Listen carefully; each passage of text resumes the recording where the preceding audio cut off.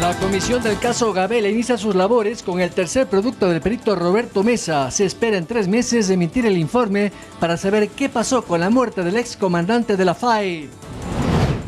La Asamblea Nacional inicia formalmente el proceso de juicio político contra el presidente de la República tras la recopilación de firmas. El Consejo de Administración de la Legislatura tendría 3 días hábiles para calificarlo.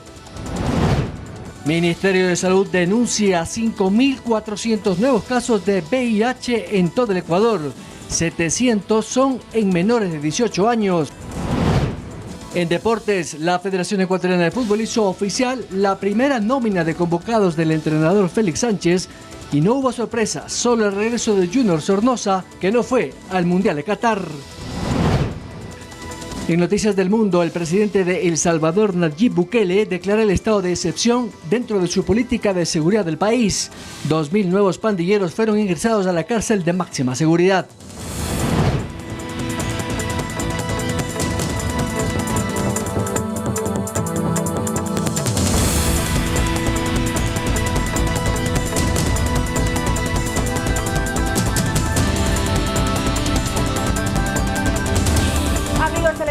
Muy buenas noches, gracias por acompañarnos en Noticias 7, emisión estelar, este jueves 16 de marzo del 2023. Los invitamos para que nos sigan a través de www.eltelegrafo.com.es, en el dial de Pública FM y por nuestras redes sociales. Byron Galarza me acompaña como cada noche. Byron, buenas noches. María Mercedes, ¿cómo estás? Como siempre es un placer, amigos televidentes, que nos acompañen a cada emisión de las 19 horas, donde tenemos, como bien lo destacaste, importante información del Ecuador, del mundo y por supuesto los deportes.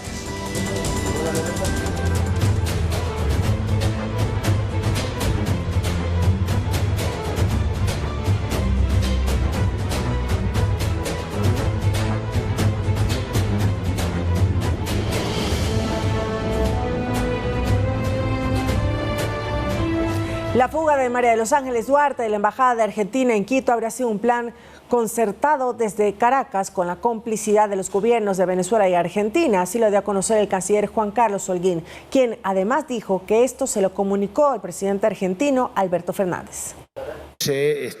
Óscar Laborde, señalado como el organizador del escape de la exministra María de los Ángeles Duarte de la Embajada de Argentina en Quito. Laborde es embajador de Argentina en Caracas y desde allí se habría encargado de gestionar la travesía de Duarte. En una conversación con una alta autoridad argentina, se me comunicó directamente que fue una operación de Venezuela. La alta autoridad que hace referencia al canciller sería el presidente Alberto Fernández, y esto lo reveló de manera reservada en la Comisión de Fiscalización en la que compareció el pasado 15 de marzo. La información que nosotros tenemos, reitero, es de que para la fuga de la señora Duarte habría participado el gobierno argentino, el gobierno de Venezuela y también sectores del correísmo que actúan desde México y desde Venezuela. En la Cámara de Diputados de Argentina se pidió indagar la situación. En una resolución solicitan esclarecer la presunta reunión en la residencia de la Embajada Argentina en Quito que hubo el viernes 10 de marzo y en el que estuvo Duarte y también personal de la Delegación Diplomática de Venezuela. Este espacio habría sido propicio para gestionar la fuga. 3 días después, se notificó a Ecuador que ya había escapado. Laborde en entrevistas para la prensa argentina aseguró desconocer cómo Duarte llegó hasta Caracas. No, yo no tengo la menor idea de cómo pasó eso, ni lo hablé, ni tengo idea. Me imagino que eso lo sabrán las autoridades ecuatorianas. Yo no conozco el tema, no hablé con ella del tema, ni me lo explicó, ni se lo pregunté. Y dijo que solamente tuvo una reunión de 20 minutos en la que ella manifestó su intención de quedarse en Caracas. La prensa argentina recoge que en este encuentro Duarte solo buscó información sobre cómo obtener el pasaporte de su hijo de nacionalidad argentina. Carolina Basante, Noticias 7. Y en el mismo tema, el abogado defensor de la exministra Duarte advirtió que analizan la posibilidad de demandar al Estado ecuatoriano por el incumplimiento de un tratado internacional que regulaba su asilamiento político en Argentina. Para Buenos Aires, Duarte es una perseguida política pese a la sentencia de 8 años de cárcel por corrupción. María de los Ángeles Duarte sí se encuentra en Caracas, Venezuela, pero se desconoce si viajará a Buenos Aires, donde podría autoexiliarse tras su salida de Ecuador. Así lo dijo su abogado defensor Diego Correa, quien asegura que seguirá al frente de su defensa técnica. El 2 de diciembre cambió luego de que el Estado argentino o Argentina haya hecho una revisión de los antecedentes a la sentencia, a la tan mencionada sentencia del caso Sobornos.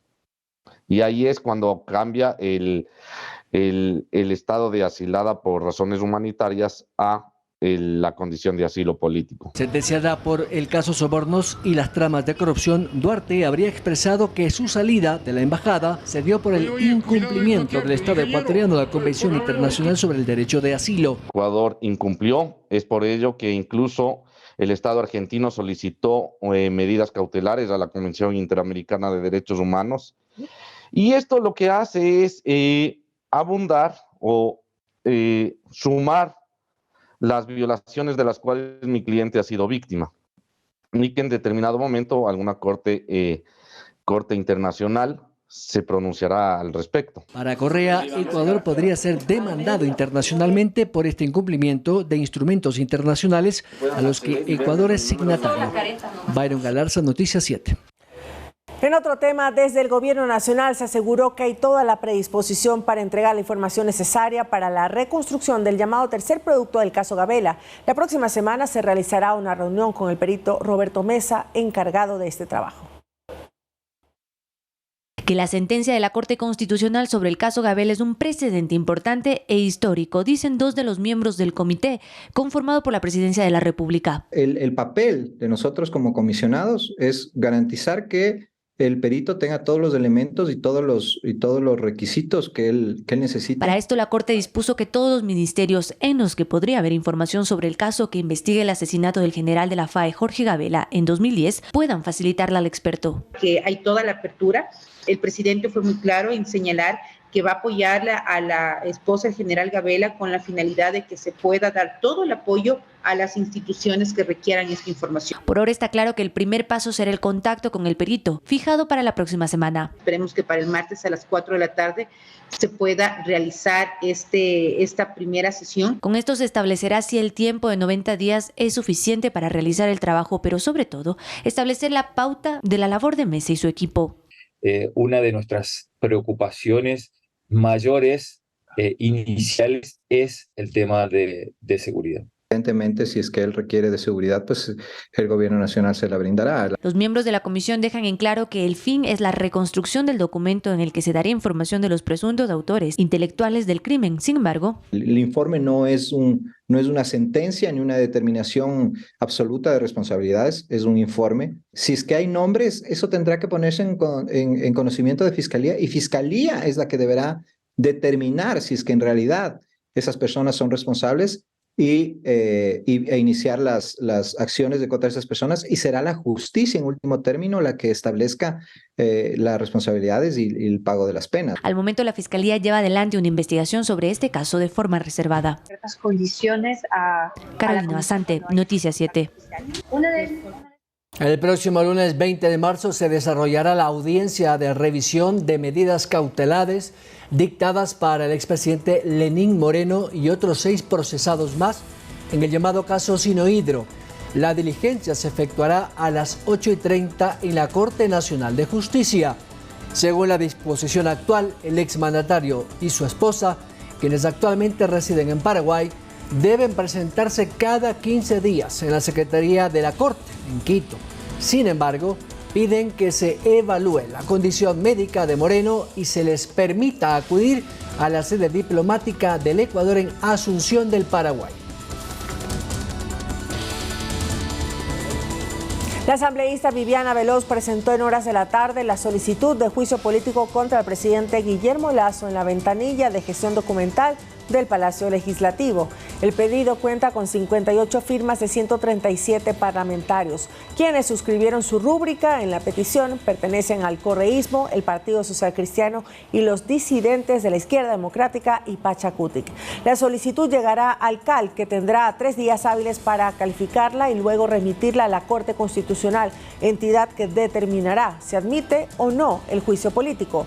El Gobierno Nacional aún no se ha pronunciado, pero sí el asambleísta Juan Fernando Flores, de la bancada por el Acuerdo Nacional. Y el gobierno sigue estando donde tiene que estar para trabajar en función de los 18 millones ecuatorianos. Nosotros hemos sido claros de que aquí no vamos a ceder a ningún tipo de presión que pretenda que en función de lo que busca alguien desde un ático se adelanten elecciones para poder cumplir los caprichos personales. Aquí aspiraban a presentar con más de 70 firmas un juicio político que al día de hoy no llega ni siquiera a los 60. Preguntémonos cuáles son las aspiraciones que ellos tenían y por qué al día de hoy no han logrado cumplir y por qué tanto conflicto interno a la hora de firmar. Otros temas, un tripulante de la naviera estatal de transporte de petróleo Flopec fue detenido por abordar un buque que realizaba una maniobra de descarga en el puerto de Long Beach, en California, en la costa este de Estados Unidos. En redes sociales habían difundido documentos de que aparentemente la policía de ese país habría encontrado droga en el buque Pichincha, de propiedad de Flopec, lo que fue negado por la naviera estatal, pues dijo que era información incompleta.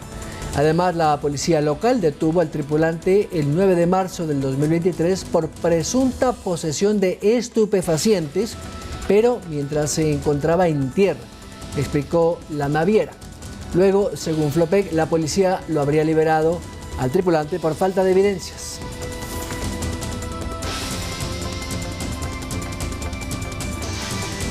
El Servicio Nacional de Atención Integral a Personas Adultas Privadas de la Libertad, SNAI, espera una fecha para la audiencia de apelación al habeas corpus otorgado por un juez a alias Maduro, uno de los líderes de los Lobos, quien estaba en la cárcel del Turi. En ese centro penitenciario renunció hace poco su director, Omar León, tras supuestas presiones. El Centro de Privación de Libertad Azuay número 1, conocido como Turi, tiene nuevo director tras la renuncia de Omar León, quien dejó su cargo tras recibir amenazas y denuncias en su contra por un presunto acoso sexual. Yo recién tengo un mes y medio, conozco a una funcionaria 4 días y ya estoy acusado de algo que yo no he hecho. Oigan, ¿no les parece inverosímil? Desde el Servicio Nacional de Atención Integral a Personas Adultas Privadas de la Libertad, SNAI, se informó que se activó el protocolo establecido para estos casos, con la finalidad de esclarecer los hechos. Sin embargo, a decir del exdirector, esta denuncia se da con otras intenciones al interior del Turi. Muchos funcionarios que aquí también no ven mi presencia como algo agradable a ellos, porque ellos saben que están involucrados en muchas cosas y he cortado. Criterio con el que coincide Alexandra Zumárraga, exdirectora nacional de rehabilitación, tras analizar varias de las acciones sucedidas en los últimos días. Esta denuncia es simplemente una trampa para que el director sea destituido. Su presencia es incómoda, dado que está topando la estructura mafiosa que se encuentra dentro de este centro de rehabilitación. Pues León apeló la decisión de un juez de otorgar el habeas corpus a 2 internos, con lo cual se dispuso su traslado hacia el Centro de Privación de Libertad de Riobamba. Uno de los PPLs es alias Maduro, quien estaría vinculado con el asesinato del abogado Harrison Salcedo en abril de 2021. El director, como sabe cuál es el poderío de alias Maduro, que es uno de los jefes grandes de la mafia de los Lobos, él con toda razón pide que este habeas corpus de traslado a una cárcel de baja seguridad sea detenido y que se lo traslade más bien a alta seguridad. Según la última información del SNAI, están a la espera de una fecha para la audiencia de apelación, mientras en el Turi existiría una aparente calma. En este centro hay 1090 privados de libertad. Olga Velasco, Noticias 7. En otros temas, indigentes y personas que piden dinero en la calle amedrentan en los semáforos a los vehículos que circulan sobre todo en algunas zonas de Quito. Los ciudadanos exponen sus casos y hacen un llamado a que se tomen acciones para precautelar su integridad. A la redacción nos llegó este video en el que un hombre que pide dinero toma una actitud agresiva contra una pareja. Y ellos nos escupieron al vehículo.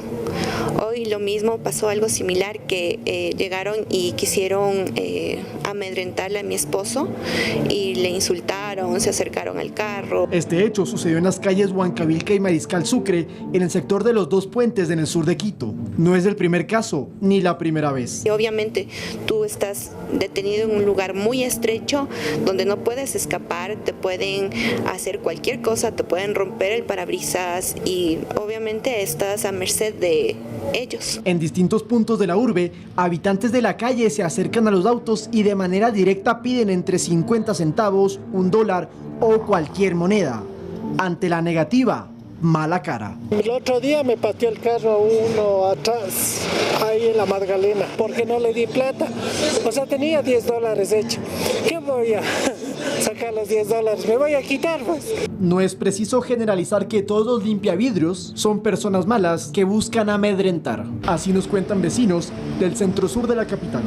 Dicen, todo el mundo dice eso, que son groseros, que nos dejan, cuando no les dejan limpiar los vidrios, se alzan, pero lo que conozco yo en verdad no son groseros. No he visto eso, pero sí he visto que arranchan teléfonos, eso sí he visto. No es peligroso, si usted no les hace nada, no pasa nada. Pero si usted les agrede o les dice algo, entonces ahí va a ser más peligroso.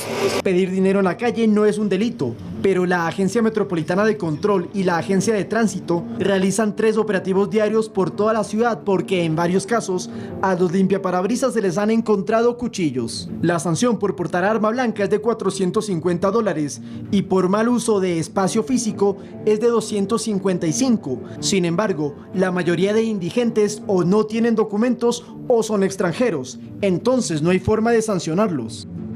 Ante la problemática, resulta mejor prevenir que lamentar. Yo pongo seguro. Yo pongo seguro, el vidrio le subo para que no sea agredido. Pues. En sitios como estos y aprovechando los semáforos se ubican los limpiaparabrisas. Los hemos buscado, pero ante nuestras cámaras prefirieron ocultarse. Y en todo caso, reiteramos el mensaje: evite tener sus celulares o objetos de valor cerca de las ventanas o vidrios que pueden atraer a los amigos de lo ajeno. Desde el sector de los Dos Puentes, con cámaras de Giovanni Murillo, Lautaro Andrade, Noticias 7. Un sargento de la policía resultó herido en el cantón Mocache, en la provincia de Los Ríos. Los sujetos armados llegaron la noche del miércoles en motocicleta y dispararon contra la unidad de policía comunitaria y un patrullero que se encontraba estacionado. El gendarme herido fue trasladado al hospital de Quevedo. En esta zona de la provincia de Los Ríos se ejecutan varios operativos para capturar a los responsables del hecho. Los padres de estudiantes de secundaria buscan alternativas para que sus hijos continúen sus estudios. Algunos pasarían de instituciones particulares al sistema fiscal. Por factores económicos, de cambio de ciudad o situación laboral, muchos padres de familia piensan en cambiar a sus hijos de las instituciones educativas particulares a la educación fiscal. Se hizo duro pagar las pensiones. Ahora imaginémonos a aquellos que ganan un salario básico, que son jornaleros. Qué complicado que es, qué duro que se torna. Toca migrar a la educación fiscal. Exactamente, toca emigrar a la educación fiscal. La situación que estamos llevando a cabo por la economía, distanciamiento a través de familiares que los retiran por trabajos. Otros consideran que si el niño o joven se esfuerza en sus estudios, sus padres también se deben esforzar para mantenerlos en un plantel que, además de buena educación, les brinde seguridad. La situación económica está dura, pero por ver un futuro para ellos es el esfuerzo, sobre todo yo que he quedado madre como soltera. Lamentable mucho porque hay mucho estudiante que en realidad quiere seguir, quiere progresar y no lo puede lograr porque no tiene los medios. En el periodo 2021-2022, el Ministerio de Educación registró 54.489 matrículas ordinarias en la costa, mientras que en el 2022-2023, los matriculados, que incluyen quienes salieron de unidades educativas particulares, fueron 45.945. El próximo periodo lectivo, esta cifra podría aumentar. Esta cifra incluye los que han ingresado por primera vez al sistema, es decir, es la primera vez que ingresan a estudiar o son estudiantes, valga la redundancia, que estaban en un colegio fiscomisional, que estaban en un colegio particular y pasaron ahora al sistema fiscal. Todos los procesos de matrículas y traslados para las instituciones educativas fiscales se realizan a través de la página web juntos.educacion.gov.es. El Gabinete Sectorial de Salud volvió a reunirse en esta ocasión en la provincia de La Suay y abordó temas como el abastecimiento de medicinas. Veamos el diagnóstico que hicieron las autoridades. Por 19ª ocasión, los ministros y autoridades que integran el Gabinete de Salud analizaron el estado del país ante el almacenamiento de medicamentos y las deudas con proveedores. Entre los principales puntos se abordó la posibilidad de unificar la compra de ambulancias en una negociación conjunta. En total serían 158 unidades. En la cita también se habló sobre los usuarios del sistema público de salud. Nuestro compromiso es mejorar la calidad de atención, los cuellos de botella que están en relación a las citas y a los turnos. Vimos un programa hoy de agendamiento de citas, por lo tanto tengan la seguridad que el proceso esté en mejora. Respecto al abastecimiento de fármacos, el vicepresidente Alfredo Borrero mencionó: se está cumpliendo con un tema importante que es los medicamentos que son para enfermedades raras, enfermedades en algunos casos o en la mayoría catastróficas. Según el IES, en sus hospitales la disponibilidad de medicamentos es del 70%. En el Hospital José Carrasco Arteaga, nuestro porcentaje de abastecimiento de medicina ya bordea casi el 90%. Es una cifra realmente alentadora. Sobre las deudas con proveedores, el IES pagó el mes pasado $100 millones y otros 100 serán desembolsados en este mes. Ellos sin contar la realización de nuevas obras. Hemos puesto la primera piedra en un centro de gastroenterología que se inaugurará en los próximos 8 meses. Finalmente, el gabinete concluyó que en mayo arrancará la campaña de vacunación contra el sarampión, la rubiola y la polio. Lautaro Andrade, Noticias 7. Cada ecuatoriano consume al menos 217 huevos al año. La industria avícola mueve millones de dólares anualmente en relación a este producto. Este 17 de marzo, mañana, se celebra el Día del Ecuador del Huevo, justamente para resaltar la producción y sus valores nutricionales. El huevo es la primera proteína en la mesa de los ecuatorianos, para muchos considerado un superalimento porque contiene complejo B, luteína, zeaxantina, vitamina D, entre otros. Y es que 3 huevos sustituyen fácilmente a un filete de pollo. Las personas que comen huevo en el desayuno suelen ser personas que mantienen niveles estables de glucosa en sangre, que tienen menos hambre a media mañana, que tienen mejor saciedad y más capacidad de concentración. Según la nutrióloga Alegría Dávalos, bebés desde los 6 meses ya pueden consumir este producto y se recomienda comerlo al menos 2 veces al día. El huevo es un alimento completo, suficiente, económico y versátil. Podemos comer el huevo todos los días sin preocuparnos absolutamente de nada. Según la Corporación Nacional de Avicultores, cada ecuatoriano consume al menos 217 huevos al año y en este periodo de tiempo el sector avícola mueve millones de dólares. Promueve el empleo a más de 300,000 personas, genera 4.500 millones de dólares al año. Sin embargo, este sector ha sufrido varios golpes. El último, la gripe aviar, que obligó al sacrificio de millones de aves. 1.200.000 aves, eso representa el 8% de la población de postura del Ecuador. Esto ha provocado que el precio por cubeta de huevos llegue hasta los 6 o 7 dólares. Nosotros los conseguíamos a 3,15 y los encontramos ahora casi 4,50, 4,25. Por ello se inició un plan estratégico de vacunación contra la gripe aviar, pero cada productor debe costear cada vacuna. Una dosis más o menos está costándole 4 centavos, pero recordemos que un productor tiene 100,000 gallinas y no es solo una, sino son al menos 2 o 3 dosis por gallina. Cada 17 de marzo se celebra el Día Nacional del Huevo. Por ello, avicultores y especialistas garantizan el consumo saludable de este producto. Está garantizada la calidad del producto. Se dice que donde hay huevos en la cocina hay hogar. Edison Saavedra, Noticias 7.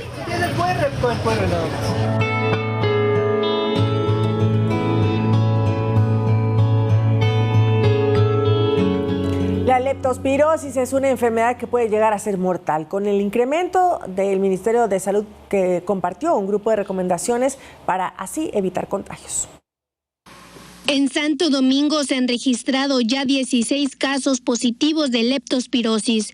Esta enfermedad bacteriana cobró la vida de una joven de 18 años. El primer caso se habría registrado en el mes de febrero, esto como consecuencia de la temporada invernal. Sin embargo, este año sería el primero en presentar un incremento considerable de esta enfermedad. Al menos así lo mencionó Jessica Barresueta, directora zonal de Vigilancia de Salud. Tenemos una presencia de 16 casos, tenemos todavía 5 casos sospechosos desde que fue notificado el brote, haciendo lo que se llama cerco epidemiológico. Ante la situación actual que vive la provincia y el cantón, ciudadanos aseguraron que a pesar de tomar medidas de seguridad como utilizar botas en zonas de riesgo como lo son charcos, esto no sería de ayuda si las viviendas se siguen inundando y presentan focos infecciosos en sus domicilios. No permite cómo uno puede cuidarse, porque así uno quiere, a veces hasta en el agua se mete, en las casas se mete el agua. Asimismo, Barresueta enfatizó en los síntomas que pueden presentarse, los cuales pueden empeorar si no existe una intervención profesional a tiempo. Los signos y síntomas que puede presentar un caso sospechoso es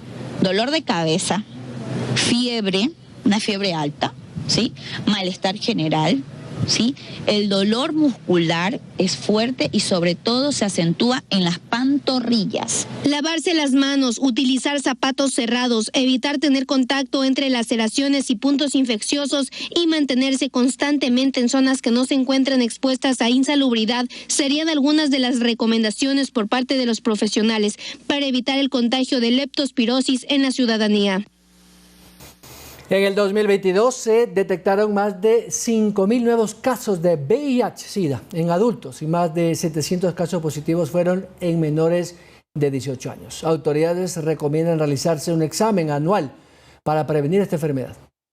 El colapso de los sistemas de salud debido a la pandemia del COVID-19 también provocó que los casos positivos de VIH no puedan ser contabilizados. Pero ahora, 3 años después, ya se tiene una cifra. Y lo más alarmante es que esta va en aumento. A corte de diciembre del 2022, nosotros tenemos 5.440 nuevos casos.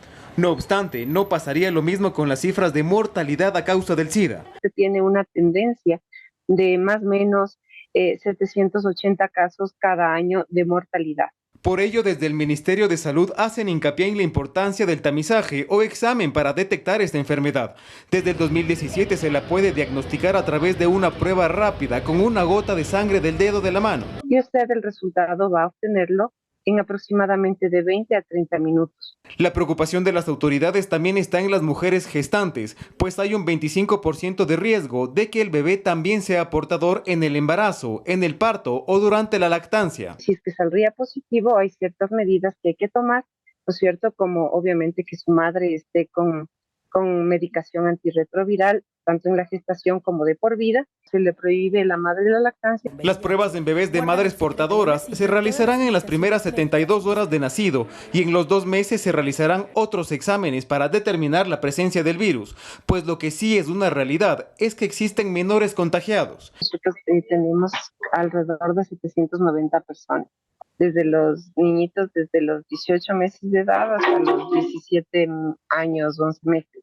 El 70% de las personas infectadas presentarán síntomas como una gripe fuerte, pero el otro 30% son asintomáticos y esto es lo que preocupa, puesto que el virus puede permanecer sin síntomas de 2 a 15 años. Y en ese periodo de 2 a 15 años, usted puede hacer millones de cosas con su vida. Puede casarse, puede tener relaciones o prácticas sexuales con muchas otras, correcto. Dejando de lado el tabú, se recomienda realizarse exámenes cada año, pues el VIH no discrimina sexo, edad, religión o condición social. Edison Saavedra, Noticias 7. Fundación Redni, en colaboración con la empresa privada, emprendieron hace un año un proyecto en Puembo, parroquia del Distrito Metropolitano de Quito, para erradicar la desnutrición infantil. En él actualmente participan 50 madres y sus hijos, quienes acuden 2 veces al mes para controles ginecológicos, prenatales y pediátricos, así como para asistir a talleres grupales educativos y formativos de nutrición y de higiene de alimentos. El proyecto ha beneficiado indirectamente a alrededor de 224 personas del sector y ubica a las madres como las principales agentes de cambio para sus familias y comunidades. No solo es una asistencia, no es solo brindar un apoyo, sino que es acompañar a las familias en todo este proceso. Estamos muy felices de tener aquí a todas las mamitas, ver cómo han ido creciendo, poder acompañarlas en esta etapa tan importante de sus vidas, desde su embarazo y después ahora con sus bebés. Yo me siento muy realizada, feliz, porque es una parte muy importante de mi vida, el servicio a los demás. Otros temas, el presidente de la República, Guillermo Lasso, inauguró una casa violeta en Esmeraldas. En la siguiente nota les contamos más sobre su funcionamiento. Según datos del Ministerio de la Mujer en Ecuador, en algunas provincias, 6 de cada 10 mujeres han sufrido violencia y en algunas ciudades, 8 de cada 10 han sido víctimas de violencia. Con estas cifras, la mañana de este miércoles 16 de marzo, el presidente Guillermo Lasso inauguró el Centro Violeta en Esmeraldas, un espacio que busca asistir a mujeres, niñas, niños y adolescentes agredidos con el trabajo de psicólogos, trabajadores sociales y asesores jurídicos. Mi gobierno trabaja para que miles de mujeres tengan su negocio, su vida propia, libre, feliz, sin violencia, para que ya no dependan ni sean sometidas por nadie. Este centro es un lugar seguro para las mujeres en donde van a encontrar espacios de psicología, un área de trabajo social, un área de asesoría legal, porque justamente las mujeres desconocen cuál es la ruta que ellas deben tomar para presentar sus denuncias. Es así que este Centro Violeta tiene también un espacio lúdico para los niños. Se tiene previsto que se destinen casi 18 millones de dólares para abrir más centros Violeta en el país, los mismos que, dicen las autoridades, se suman a otras acciones.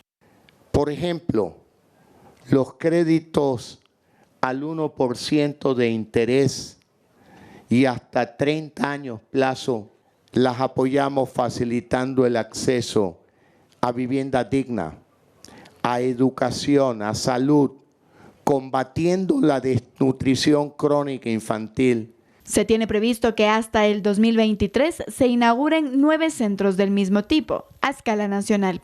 Andrea Orbe, Noticias 7. El INAMI reportó temperaturas más cálidas para las mañanas de estos días en 5 provincias del sur del país. Según el detalle, El Oro, Cañar, Azuay, Loja y Zamora Chinchipe presentarán el incremento de las temperaturas diurnas. No obstante, habrá lloviznas ocasionales entre la noche de hoy y mañana. Para el viernes, la temperatura máxima en Cañar será de 7 grados centígrados, en Azuay de 20, en El Oro 23, Zamora 14 y en Loja 12 grados centígrados. Pese a ello, el índice de rayos ultravioleta será alto, por lo que tienen que tomar precauciones.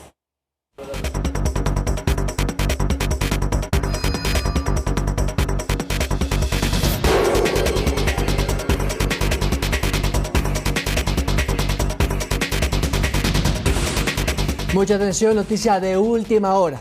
A través de un comunicado de prensa, el gobierno rechazó el pedido de juicio político en la Asamblea Nacional. El comunicado señala, dicha demanda carece totalmente de elementos políticos y jurídicos que permitan sustentar un proceso en contra del primer mandatario. Teniendo como único objetivo atentar contra la institucionalidad del Estado ecuatoriano y la democracia misma, continúa. Este juicio político no es un acto de fiscalización, sino un intento más de desestabilización de los tantos que ha tenido la Asamblea Nacional en menos de 2 años.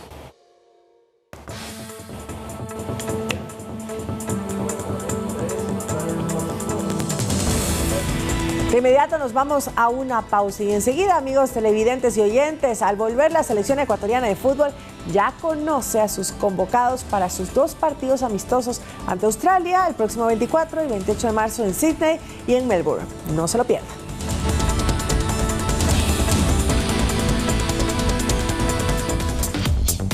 Muy bien, María Mercedes, estamos ya en la sección deportes y hoy nos sube el rating porque está Analí Vasco. Tenemos una linda visita, Analí. Buenas noches, adelante con la información. Hola, Mechita, Byron. Buenas noches a todos nuestros amigos televidentes y radioescuchas. Así es. Arrancamos con la información deportiva porque tenemos muchísimo material e información para ustedes. Resulta que ya Félix Sánchez anunció sus 24 elegidos para viajar hasta Australia y tener los 2 primeros amistosos, los 2 primeros partidos comprobatorios. Y acá está la nómina de los convocados. Los arqueros son los mismos, no cambia mucho el tema, es la misma base que viajó hasta Qatar. Recuerdan ustedes, Alexander Domínguez, Hernán Galíndez y lo propio Moisés Ramírez. En este sector del campo de juego no hay novedades, así que vamos hasta la zona defensiva, por favor. ¿Cuáles son los defensas elegidos por Félix Sánchez?